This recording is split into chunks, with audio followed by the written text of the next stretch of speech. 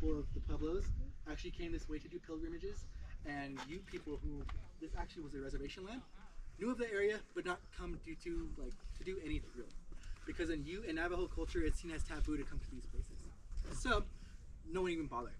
But when the Witherells came to this area, they found Cliff Palace first. But pretty shortly after they found Spruce Tree House, which is actually where it gets its name, Spruce Tree House. So the cowboys, and a long time ago, these trees right here, you see, are spruce trees.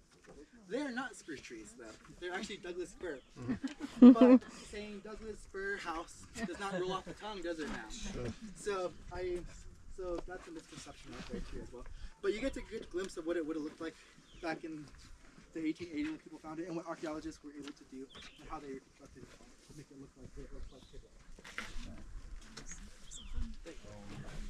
So yeah, about 120 rooms, 8 kivas.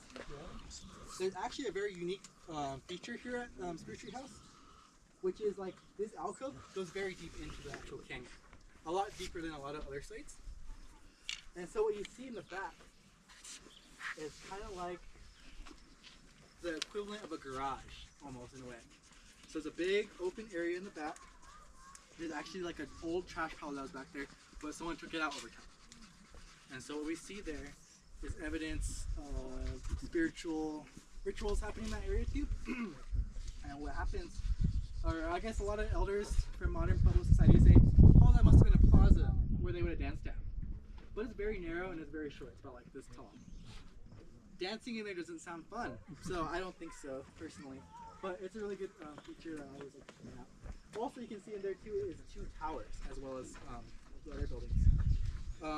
A lot of people come to the site and assume that these towers are meant to be defensive, which they could have been, definitely for sure, but they weren't necessarily built for that purpose.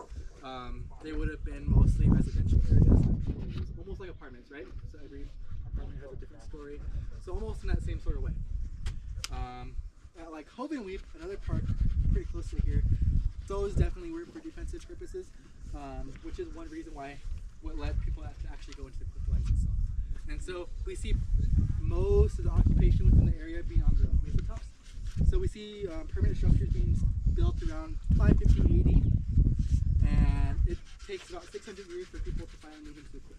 Anyone know why they would move into the cliff? Shelter? Shelter is a good one, yeah.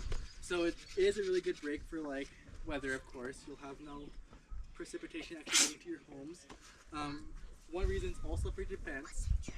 So at that time we see a really big drought happening around the 1200s. And so if your people rely on crops and you're having a drought, it's not a good mix, right? And so people within the area, not necessarily integrated, because all these people were interlinked with each other. So people here at Spruce Tree House definitely would have known people at Balcony House, for example. This was a huge village. Just because there's a cliff dwelling site here doesn't mean it's separated from the rest of them. They're all one big village. But like areas and other parts of the Four Corners areas, if you have a drought, you're gonna have a little bit of conflict, right? Competing for crops, right? And if you're coming to an area like Mesa Verde, you can see it's pretty luscious compared to the rest of the Southwest. Especially if you go to like Aztec or Chaco, it's not as green as here. So people definitely were fighting for resources in this area, and so that was another reason to drive closer into the cliffs. Another reason too is to actually get closer to those water sources, like those seep springs I was talking about. To get closer to those, because it's really important to be closer to the water. I had an archaeologist tell me a while ago, and it kind of made me think a little bit. He said for 600 years people lived next to their fields, and they had to walk to their water source. But for that last year of occupation, for that last century, people lived next to their water sources and walked to their fields. So I was like, that's weird, right? Yeah. So that change happened suddenly. And so we start to see people starting to move out around 1300. It wasn't a big group effort, a big great migration. It happened slowly over time.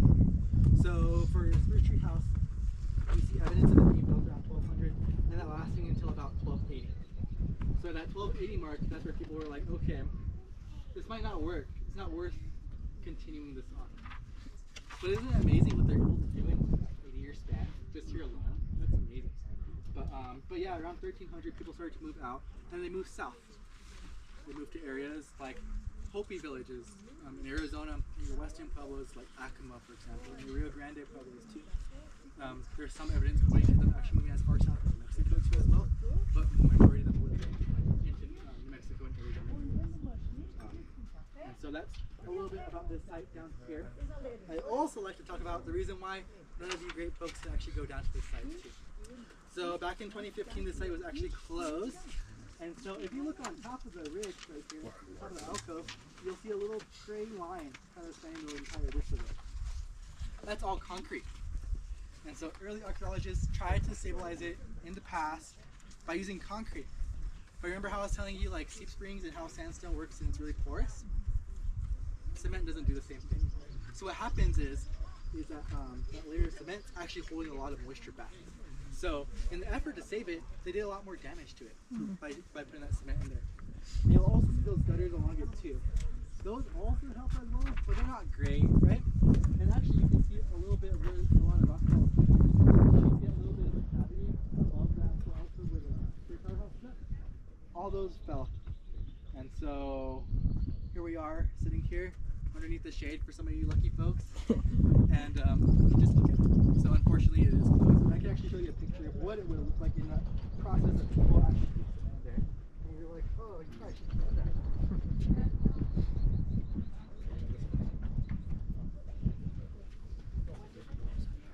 I believe, I can't remember necessarily when. I believe it was not that long ago. Yeah, I can't remember exactly when. Do you think it'll ever reopen? Hopefully, they say every year, or they say next year, every year. So Yeah. we'll have to see, right? Yeah, but there is a potential risk of it falling literally at any moment. So we never know. So we just gotta wait for it to fall. And We gotta wait for it to either fall or for them, the geologists, to say, you guys did it. A+, gold star. Whichever comes first. What are they doing? Anything to try to stabilize it? Yeah, so there's actually a stabilization crew here at Mesa Verde who are working pretty hard to save this site. But there's other sites like it that they're trying to save too, so they're trying to work a lot of different things at once. Classic contractors. Government. So I forgot to bring these out too to also pass around.